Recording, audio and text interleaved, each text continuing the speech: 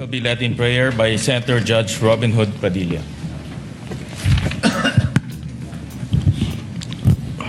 A'udhu billahi minash shaitanir rajim. Bismillahirrahmanirrahim. Alhamdulillah rabbil alamin.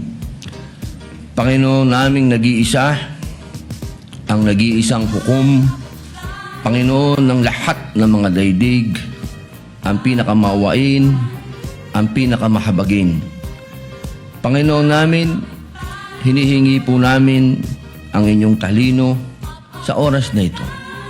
Sa oras na ito na ibinigay po sa amin ang pinakamabigat na obligasyon upang makapagbigay ng hustisya.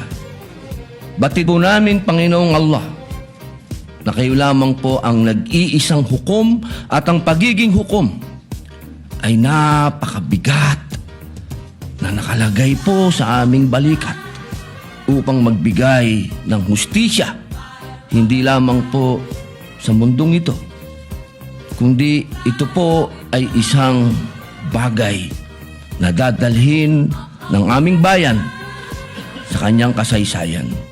Napakabigat po nito, Panginoong Allah, at kayo lamang po ang makapagbibigay sa amin ng lakas ng loob upang magbigay ng tamang hustisya sa oras na ito. Amin. Amen. Napakaganda po ng inyong ngiti. Good Opo. afternoon din po, sir. Opo. Batid po ba ninyo ngayon, mga petsa na to, kung ano ang pinagdiriwang natin sa Pilipinas?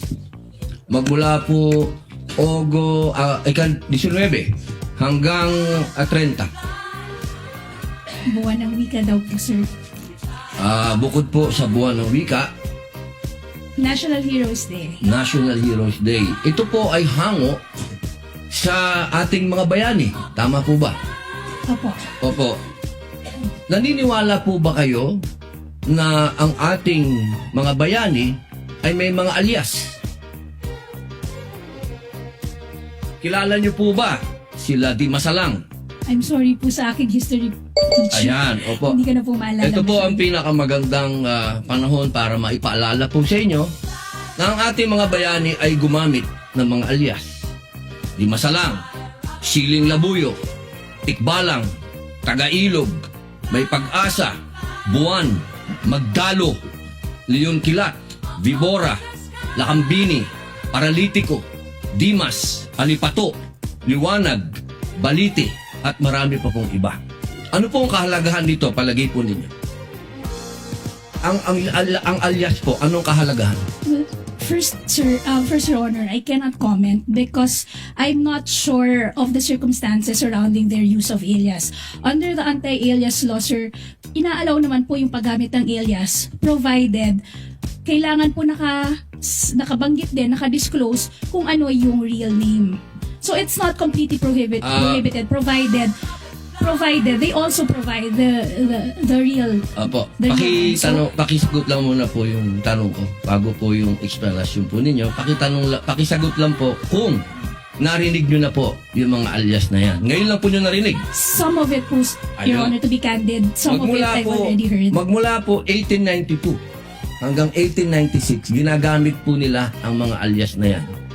Nagkaroon lang po ng isang traidor, ang pangalan ay Teodoro Patiño, na nagbulgar sa Katipunan. Alam po ba ninyo yun? Yes, Your Honor. But the circumstances then were different because we were Bakit po iba? Bakit po iba? Bakit po na iba? May gera po nun, sir, and we were under Wala po ba tayong occupation. gera sa NPA? Ang NPA po, merong mga alias. Meron pong Ka-Cobra, Ka-Agila, Ka-Lawin, Ka-Tigre, Ka-Kapre, Ka-Sirena, Ka-Adobo, Ka-Sinigang, Ka-Pansit, Ka-Tinola, Ka-Sile, Ka-Kamote, Ka-Bawang, Ka-Maxi, Ka-Labuyo. Strictly Lahat speaking, po yan, sir, ginagamit iba po na yung alias.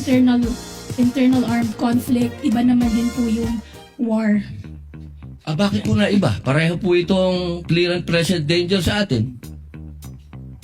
So, ang gusto ko lamang pong ipaalam sa ating prosecution na napakahalaga po ng alias sa panahon ng...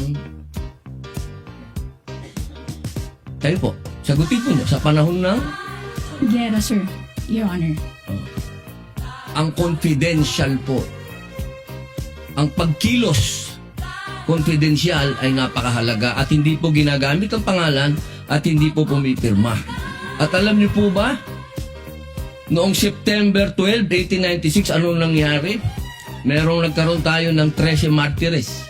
Yung mga nagtraidor ay itinuro ang mga totoong pangalan, totoong lugar, kung nasaan yung mga sumusuporta sa Katipunan.